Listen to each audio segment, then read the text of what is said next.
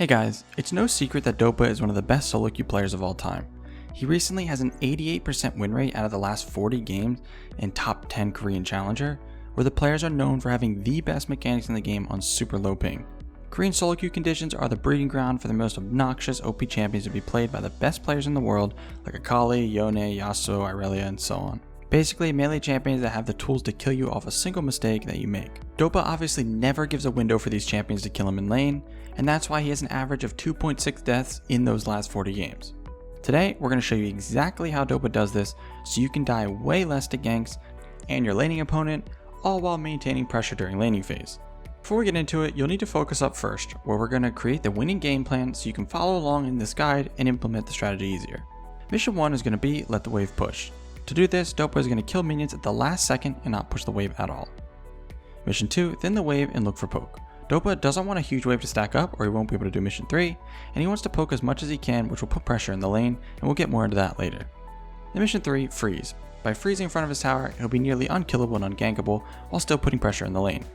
Alright, we have our game plan, let's get into the gameplay. At the start of the lane, both Dopa and Irelia are going to last hit the first 3 minions, clearing them all. After that, both of them aren't doing anything to the wave as they both want the same thing. Irelia wants the wave to push to her so she can run Ori down the lane, and we already know what Dopa wants. But if we look at the first minion Dopa is going for, it's in last hit range, but notice he even waits for the minions that are hitting it to start firing at it, then he throws his auto attack. This essentially makes it no different than not hitting the minions at all when it comes to wave control. This is exactly what you want here. In all honesty though, in low elo it won't be like this. The enemy laner will definitely autopilot attack the minions at least a few times anyways, so this step won't be so difficult.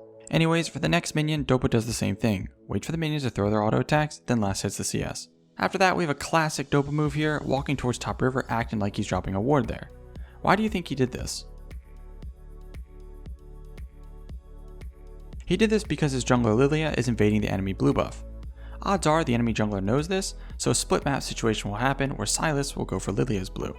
By faking a ward here, it might influence Sylas' decision making somewhere down the line. This is something that probably won't help you in lower elo too much though. Then, they both are level 2, and Irelia walks up landing a stun onto Dopa. Now, this is something that we have talked about a lot with Dopa gameplay. If Dopa walks up in a weird way that wouldn't make sense, odds are he's baiting a trade that he will win. So right here, after Irelia lands that stun, Dopa walks up knowing Irelia could Q to the minion, then Q to him with the mark on him.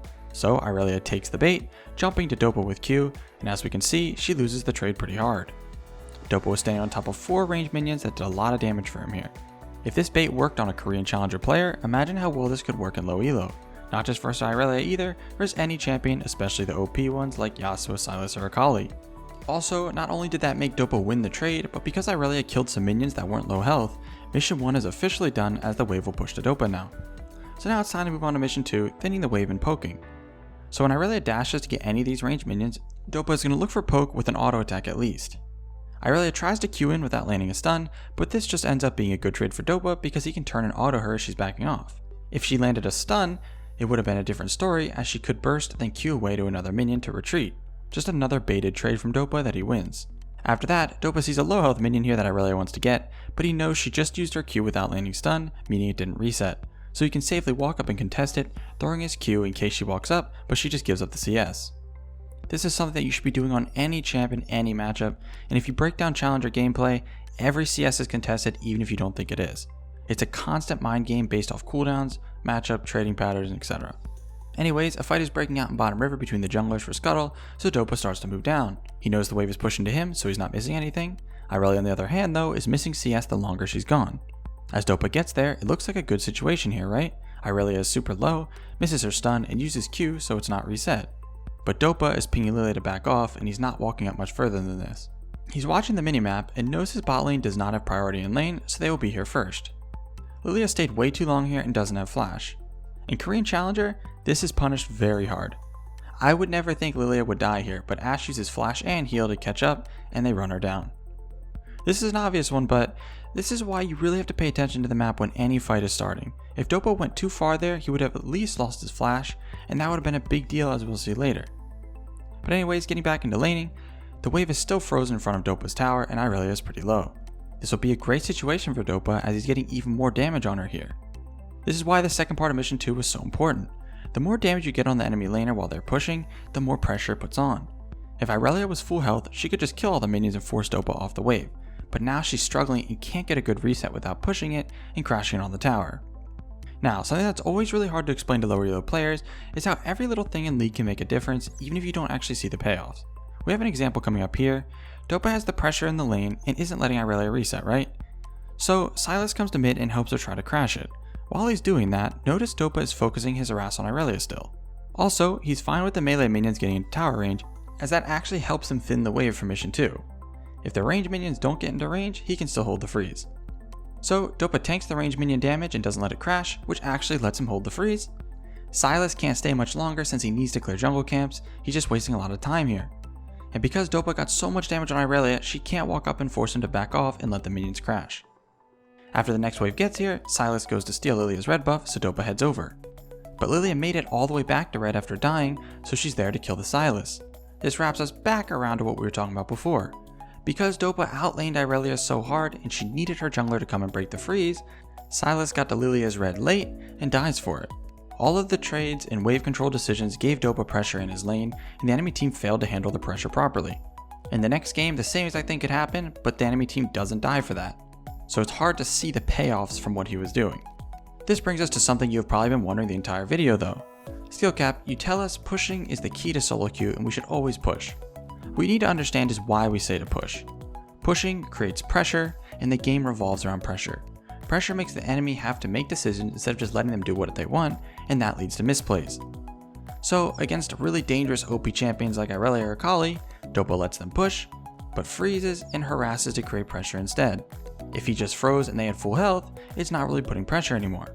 Anyways, getting back to the laning, because Dopa went to help his jungler, Irelia ended up staying and took that time to clear the wave and finally break the freeze. So Dopa collects his wave, then recalls and TPs back to lane. He goes to help his jungler, but nothing comes out of it, so he drops a ward and goes back to lane. Now, when he gets back to lane, look at the minions. Where is this wave pushing? To Dopa, Irelia, or will it just stay in the middle? You should know it's going to push to Irelia because the wave is even. The even minion rule will take effect, which is just, when the wave is even, whichever side they're closer to, it will push the opposite way. It's slightly closer to Dopa's tower, so it will slow push to Irelia. This will happen sometimes, and you have to know how to deal with it in these dangerous matchups. The goal is to crash this wave on the tower to bounce it and have it push towards Dopa again. The thing is, if he tries to spam abilities on the wave here, he won't be able to push it fast enough before the next wave arrives, and Irelia will freeze. So he's going to slowly push right now while he waits for the next wave. When the next wave gets here, Dopa uses his priority to help his jungler at Raptors, and she manages to escape without dying. Now he wants to quickly head back to lane and shove this wave as fast as possible to crash it. After crashing, he can completely back off as the wave will bounce off the tower now. The dangerous parts aren't completely over yet though. As he's waiting for the wave to push back, he looks to clear any vision in his jungle and hit the vision plant.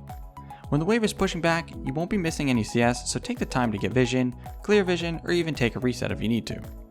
When he gets back into lane, this is where the next dangerous part happens.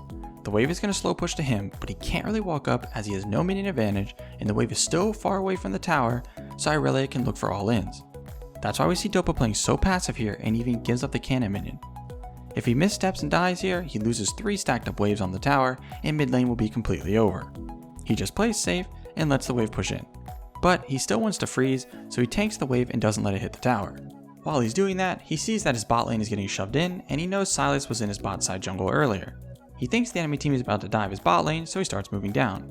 Sadly, they weren't about to dive, and Sylas was just doing Raptors instead, so he lands E on Dopa and Irelia follows up with her ult over the wall. This is where Dopa having his flash is super important, as he flashes out of the Irelia ult, not getting slowed by 99%. Irelia tries to flash in on him and dive, but Dopa had spellbook and swapped his TP to barrier, so Irelia couldn't do enough damage, getting Dopa the kill. I wouldn't be surprised if Irelia was just super frustrated with how Dopa was playing the lane and really wanted the kill, which made her go for this, or she simply could have forgot about his spellbook, either one, but this strategy does tilt players into forcing a kill like this a lot of the time. Alright guys, that's going to bring us to the end of this video. You now have another strategy in your arsenal for your laning phase. If you do this properly, you should never die in lane, and in lower elo, players will easily overstay and die trying to break this freeze, or will just recall and lose a bunch of CS. If Korean challengers can barely handle this, then low elo players will struggle even more. By the way, you should know where these videos come from. Our hyper improvement platform Skillcapped is by far the best place to be if you want to actually improve at League of Legends. You can input your rank before you sign up and see where we think you'll climb to. If you don't reach that rank while actively using Skill Capped, you can claim a full refund. That's like a gym membership guaranteeing you'll get ripped or you get your money back. We offer this because our service really does work, and if it doesn't, you shouldn't have to pay for it. So be sure to check us out after this. But we hope you enjoyed this and learned from it, and we'll see you in the next one.